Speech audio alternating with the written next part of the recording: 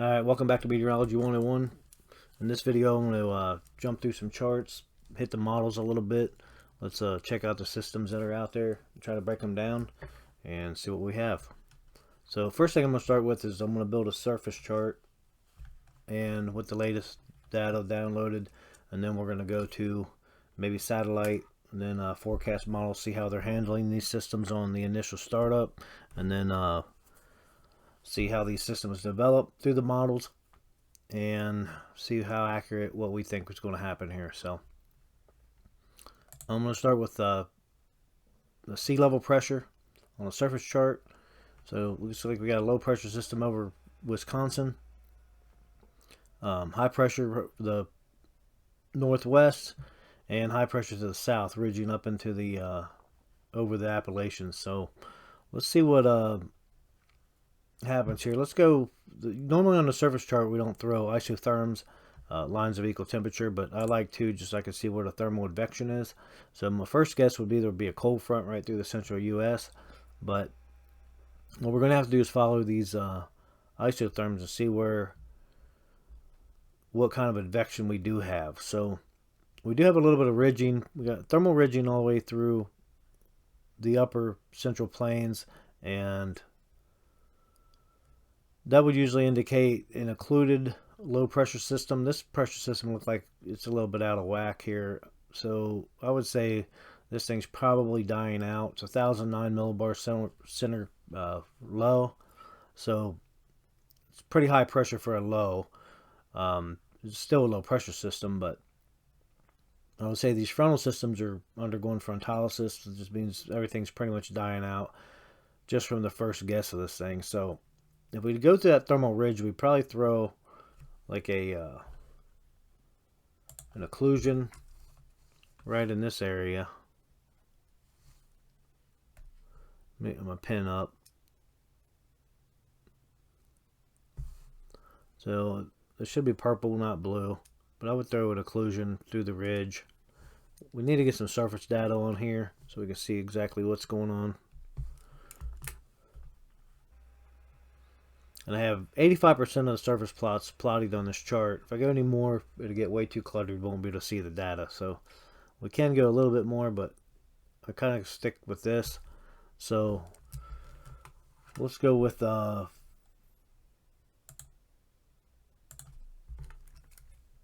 get my draw tool.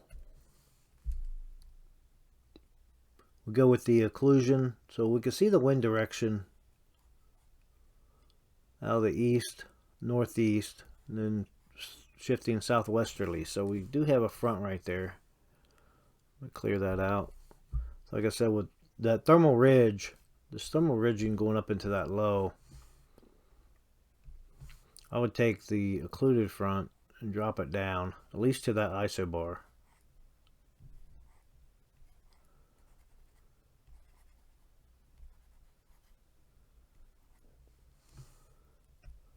And then depending on what our temperatures look like from there, 71, 64, 63, 71, 61, 59, 48.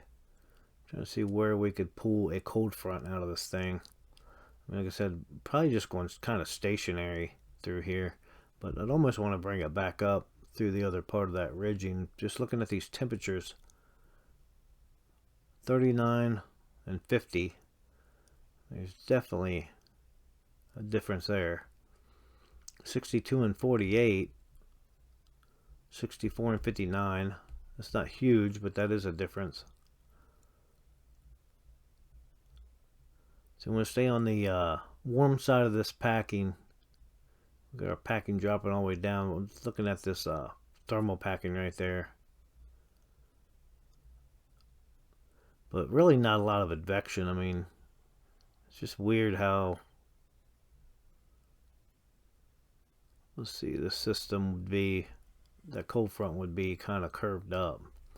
So that's my first guess on that cold front. And then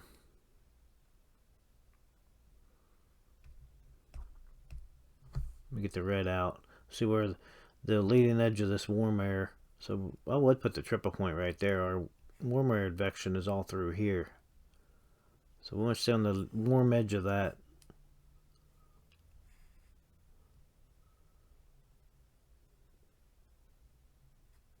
Temperature advection right there. So let's just go warm front right there.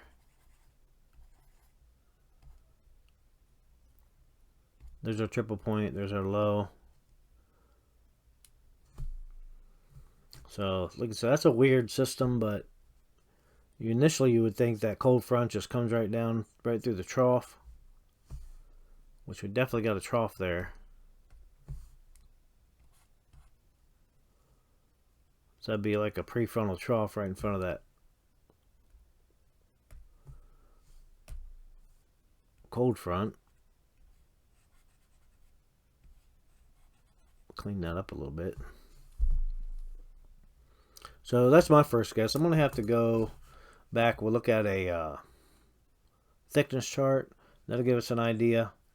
We'll give us a little bit better position on this with using those heights. We covered in the last couple of videos with the thickness chart, placing fronts, placing jet streams. So we'd have to kind of see where that jet stream is. If the jet stream drops down, I mean, it would have to go behind, stay behind the front. So with this thermal packing on the surface, it almost looks that way, but we have to go with the heights to pretty much determine that. Let me turn it off for just a second. We'll go to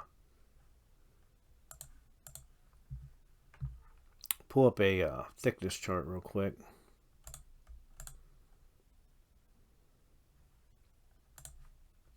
We got the 5,500 millibar heights, and then we're going to go sea level pressure on that, and then we'll put our station plots back over top. For now, we're not going to put the station plots on there. Let's just see what we're working with for these thickness packing. So I would almost say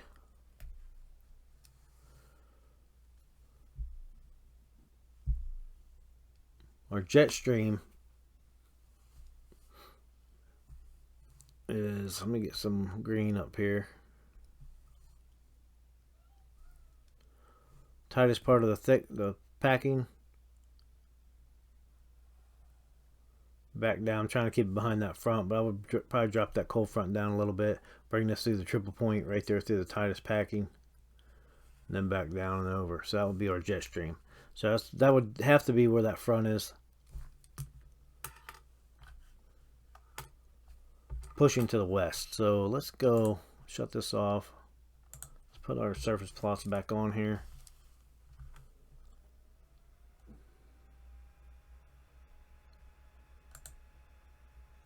Alright, still sticking with 85% of the surface plot. So, like I said, with those temperatures and that jet stream, the temperatures in those fronts, I'm going to have to place my fronts where I have them. And then we have a post-frontal trough. We got high pressure, plateau high over the northwest, which kind of pushing in over the northwest onshore flow. We have all that inclement weather to the northwest, in Washington, up into Canada, and just pouring the rain from that atmospheric river just keeps pushing those systems through and creating that adverse weather and causing mudslides out there. So Texas, we got some pretty good troughing down into the panhandle of Texas and Oklahoma. We got high pressure ridging up into the Gulf states. And then we had that low pressure system that moved off up into the northeast. And they're still reporting snow up into right outside of Maine. So up into Canada, they have snow. We have snow up in over the Great Lakes region, pushing through northern Ohio, all through the Great Lakes. Looks like most of the snow would be into the upper peninsula, maybe the lower peninsula of Michigan. So we have snow off Lake Superior over Minnesota. So I'm going to go ahead and erase this. And let's put up our satellite. Maybe we can pinpoint this low. It's a pretty weak low, though. I don't think... we'll see how much significant rotation we'll see. We do see rotation on the wind barbs. Right here, we do have our southeasterly flow. even an easterly flow, northwesterly to westerly. So we do have a low in the center of that.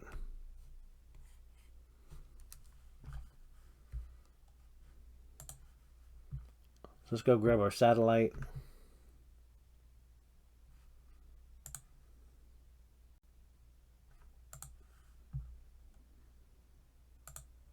Get a better view. Okay, this satellite's geo color, so we're going to try to pinpoint a low up here over the Great Lakes. We're just kind of pushing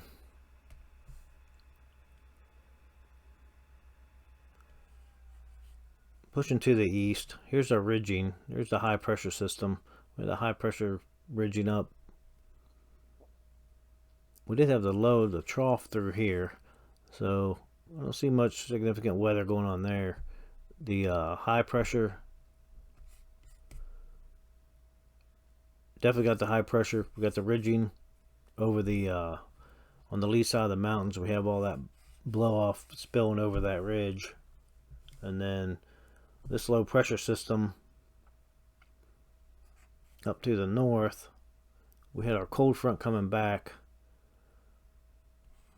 That would have been more westerly, high pressure pushing down. Then we had that warm front dropping to the south out of that low, and then an occlusion into the low. But like I said, that's all pretty weak stuff there too. Most of the weather is to the north. Let's see, Michigan. Let me get rid of this mess. Pretty much got a lot of most of our weather's right through there, out of Wisconsin over Lake Michigan into Michigan. Pretty much all we can see on the satellite, the low pressure system. Now the jet stream,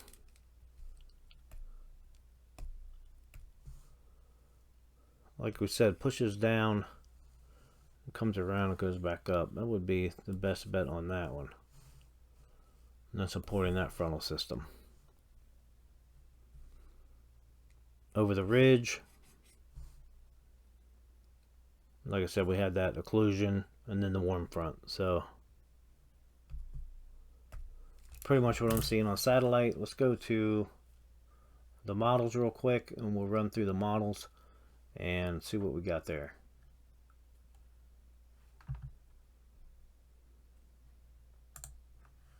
This is a GFS.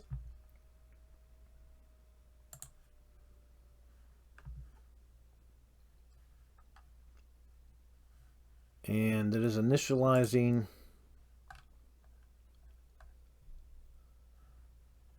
let me get this centered with snow out of Minnesota, Wisconsin, and pushing into Michigan, northern Ohio. So now we push down, pushes south a little bit as that low pressure system pushes east, right over Lake Michigan. Continues to push east to Pennsylvania, and then pushes off the northeast. Looks like it gets absorbed into a system to the north, and then kind of pushes over Maine. It doesn't look like anything significant there. But it looks like another low pressure system drops down, another clipper drops down over Lake Superior and causes us some snow in Minnesota, northern Wisconsin over Lake Superior, and even looks like maybe a frontal passage through the Midwest, causing some rain in Indiana, Illinois, Indiana, and Ohio. And then once it gets to the mountain range, pushes over through West Virginia, then just dies out after it hits the mountains, just rains itself out. Low, but that low, another low behind that low that pushes through the Great Lakes region, another clipper system behind that one, doesn't quite push as far south according to these models. As with the snow, we got some rain in northern Michigan, but another clipper system, another frontal passage. Don't see any major high pressure outbreaks. We got that high pressure down over the Gulf region. Let's go back. High pressure in the southeast. A clipper pushing through. High pressure still kind of sitting in the southeast. Plateau high in the west. Another low pressure system developing over Montana. That drops into the Dakotas. The high pressure sits down in the southeast. Low pressure over Colorado. Looks like that low pressure dropping out of Montana, becoming a lee side low or Colorado low. And then let's see how that develops. So you got high pressure dropping down out of Canada into the Dakotas, and then it goes back to a low over Wyoming.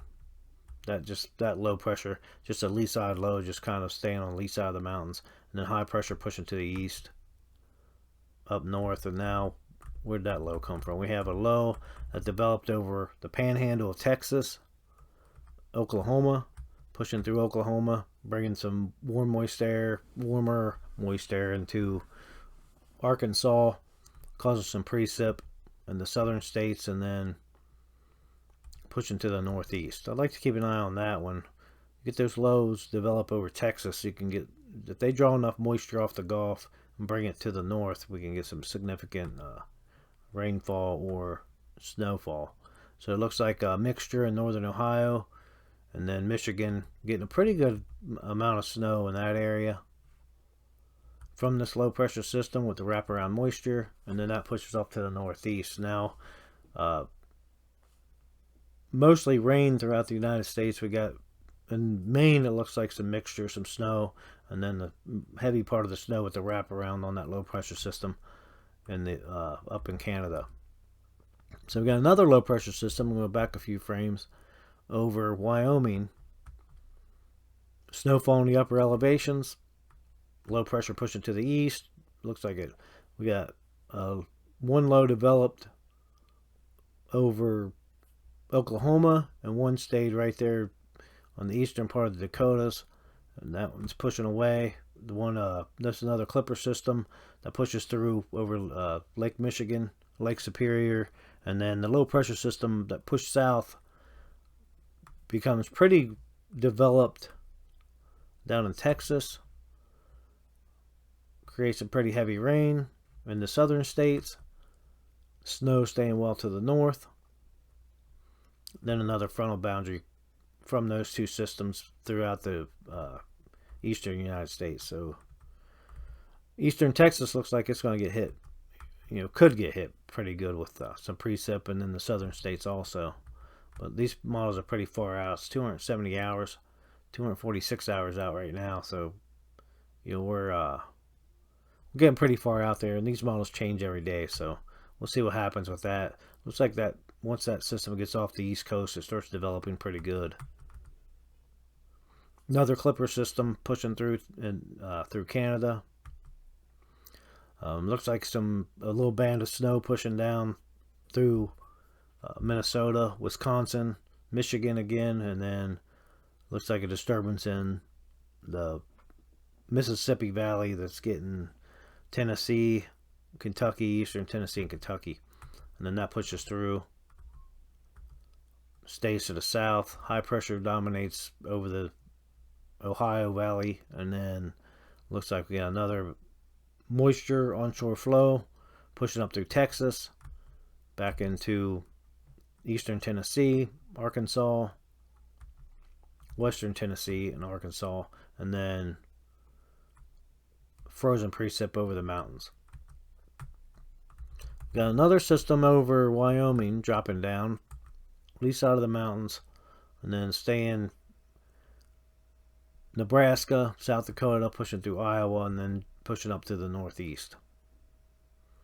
The northeast of Wisconsin.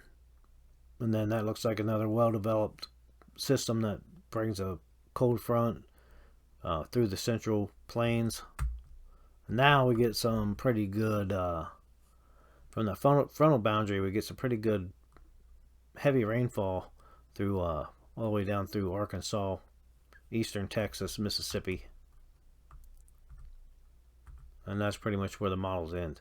Now, on put too much money on that. What I'd like to keep an eye on is, if we go all the way back,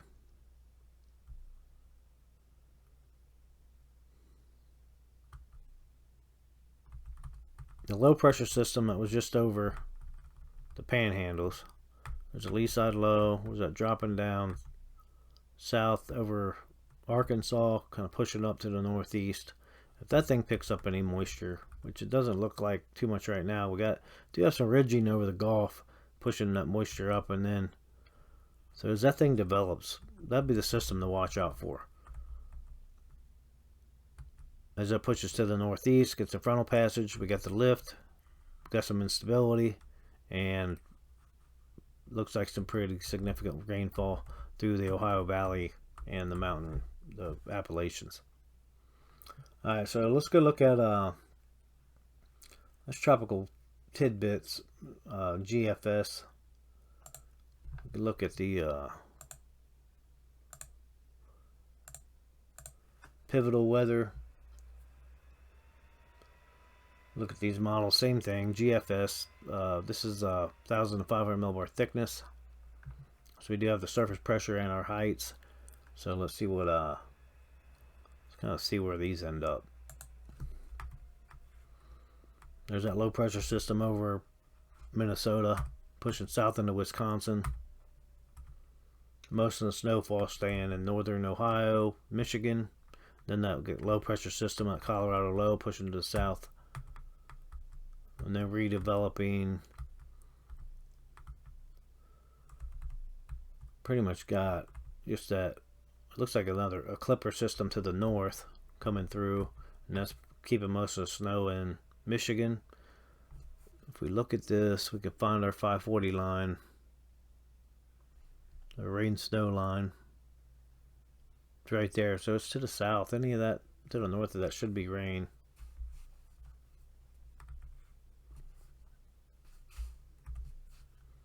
Let me get cleared up here. Lost my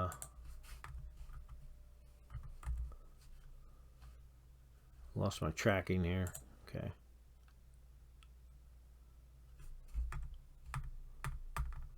Yeah, pretty much the same thing. Like I said, this is the same model. Got lee side lows just hanging out. The one down in Texas pushing to the northeast. Let's see if it actually does on this one. There it goes to the northeast. This is Monday, December 6th. Like I said, that would be the system to watch. As it pushes up into the Ohio Valley and across Pennsylvania. We got some snow wrapped around behind that, bringing snow into the Ohio Valley. A little bit of flurries maybe, and then into West Virginia. So that's pretty much it. We got another clipper coming across. Looks like frontal system developing. Alright, so I'm going to pretty much end this here. We'll go back. Let's keep an eye on that low pressure system we have to the north right now. That's not doing much for us. Let's go back to our charts. Hit our charts real quick. And we got our thickness chart up right now. Let's go to the 850.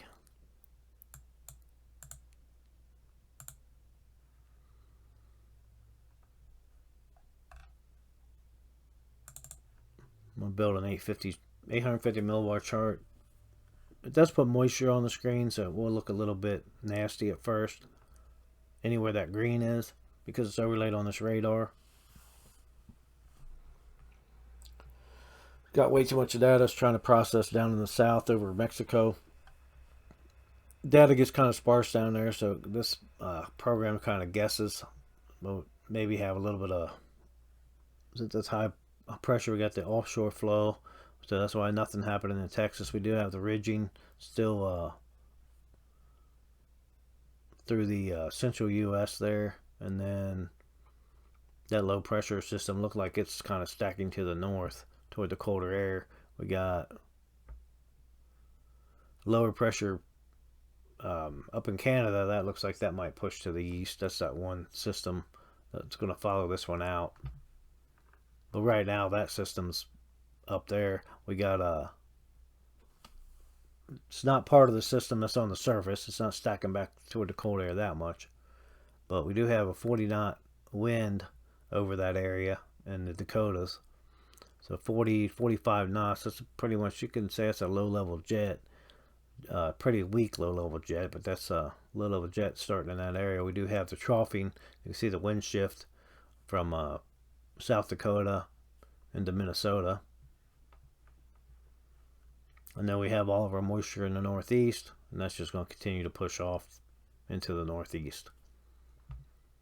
The high pressure system, we're bringing onshore flow that over that northeast, so we still got significant moisture at 5,000 feet, even up in the mountains all the way into Idaho. Not really. Idaho's pretty dry. I would say just where you see the black is where that moisture should be. This goes with about 60% humidity, so it puts moisture on the screen, about 60%, but we're looking at a little bit more than that, maybe 75-80% on the with our dew point depressions of 5 or less in the northeast. That's where the moisture, actual weather, will occur based on these charts. Alright, so let's get rid of this. I want to recenter this chart.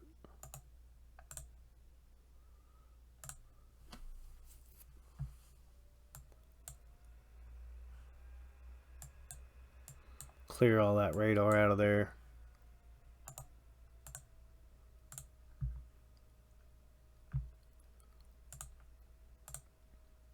Now we can go up to 700.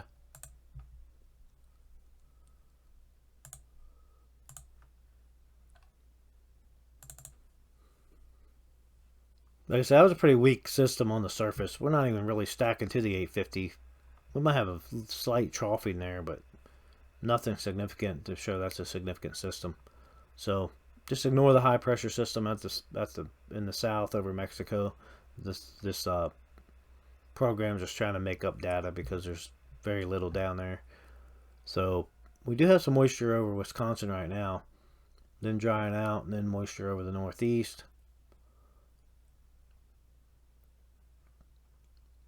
Some ridging. We do have some thermal advection over Minnesota, and then a little bit over Iowa, pretty weak.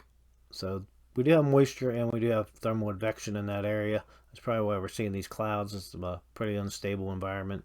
And then, like I said, these charts are 60% humidity, so it's putting green here for no reason.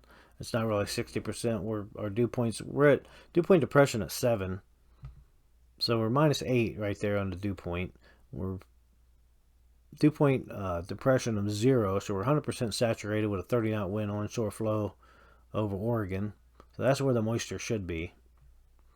And then we're missing moisture over eastern Nebraska. And then just up, like I said, up through Minnesota. So we do have that low, that thermal advection. We do have that low on the surface, so we do have a little bit of upper level support for that. And then we're just baroclinic all the way, or barotropic all the way through the southeast state. So really no thermal advection there, nothing to worry about as far as any significant weather. So we'll pull one more chart. We'll go to the 500, and then I think maybe we'll call it quits. Maybe we'll pull a jet stream. Might as well just hit the 300. We placed our jet on the thickness chart earlier. Let's go ahead and pull our 300. We'll do the 500 first. Then we'll pull our 300, see where our jet stream is, see how close we were.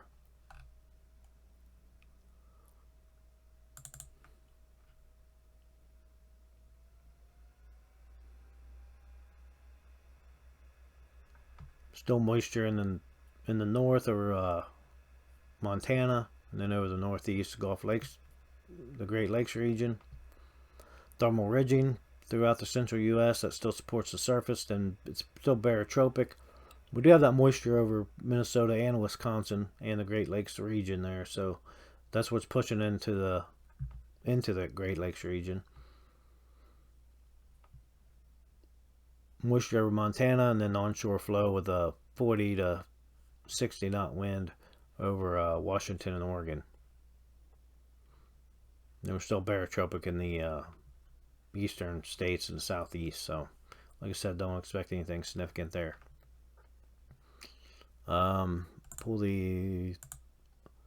do one more chart real quick on this one on the 500 millibar level. I'd like to do a vorticity chart.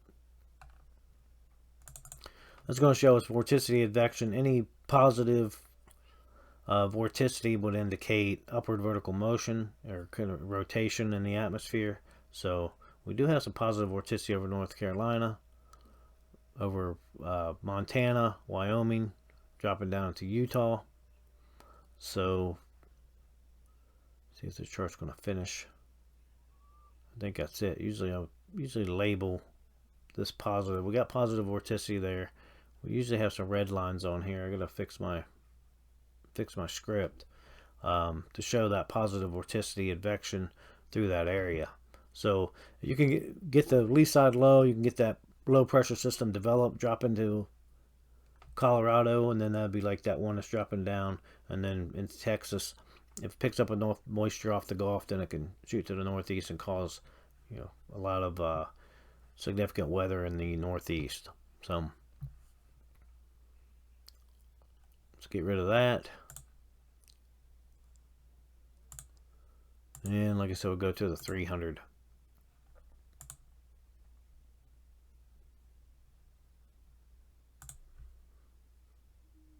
Alright, we're going to do our wind shading first. Put the colors on there for the jet stream. That jet's dropping pretty far south where that system out to the northeast was, so that support. And then we have a jet max over Iowa.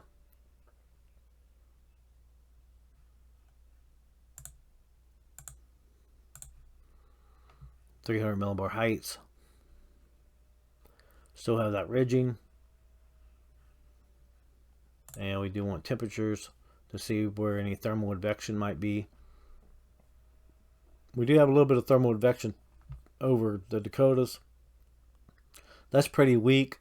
But that's our spillover. We do have that spillover on the on that ridging up in that area we've seen on that satellite spilling over that ridge.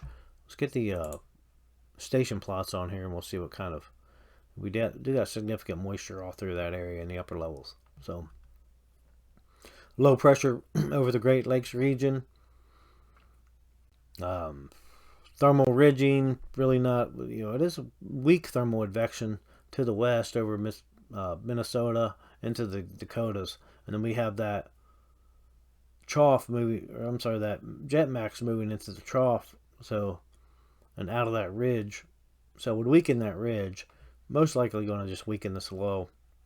That low looks like it got absorbed into the other low pressure system to the north. So whatever significant weather it's going to bring, it's going to stay in the Great Lakes region until we get this other low. We get that troughing over the northeast, low pressure develop over there, and then another clipper system coming through. So there's our jet. That actually placed pretty decent on the thickness chart. We can throw our thickness lines over top of that.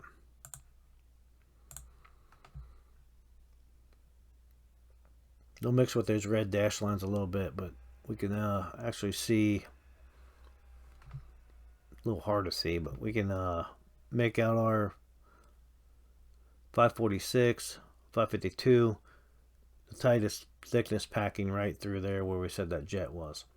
So that jet max is a little bit to the east from where we said, so we did have a pretty good placement on that system. And the only way to support those frontal systems coming out of that low was to bring that cold front to the west, the warm front south, and bringing the occlusion out of that low. So we matched up pretty good. So alright, I'm going to end this video here. I want to say thanks for watching, and get your head in the clouds.